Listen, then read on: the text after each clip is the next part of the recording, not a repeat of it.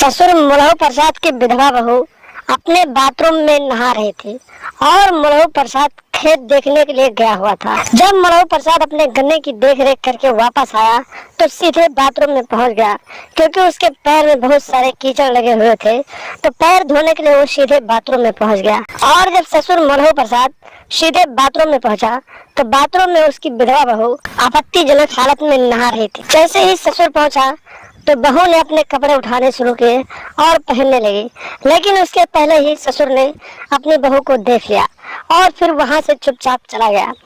लेकिन जब वो जा रहा था तो उसके दिमाग में सिर्फ वही सीन चल रहा था जो उसने अपनी बहू को देखा था, और उसकी बहू भी मुस्कुराने लगी थी। ससुर मुलहु प्रसाद भी समझ गया था कि आखिर बहू की क्या इच्छा है, और उसके बाद जाकर अपने कमरे में लेट गया। और उसके बाद शाम हो गया। शाम होने के बाद बहू ने खाना बनाया और खाना अपने ससुर को दिया, और दोनों खाना खाए और फिर अपने कमरे में जाकर सो गए। लेकिन दोनों को नींद नहीं आ रही थी।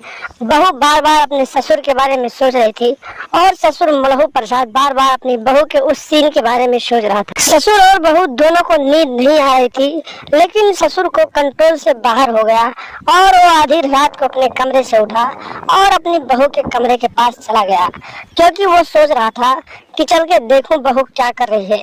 और जब वो उसके कमरे के बाहर गया तो उसने देखा कि उसकी बहू भी जाग रही थी।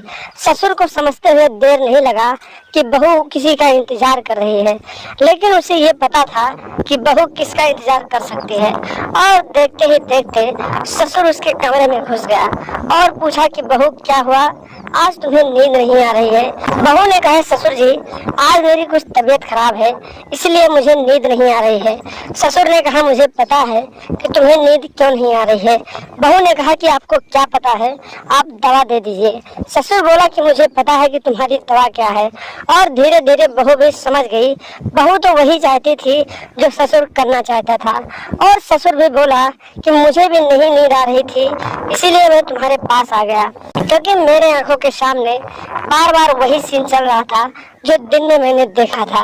और बातों ही बातों में दोनों एक दूसरे में ऐसे समा गए कि दोनों एक दूसरे के साथ नागिन की तरह लिपट गए और दोनों प्यार भरी बातें करने लगे।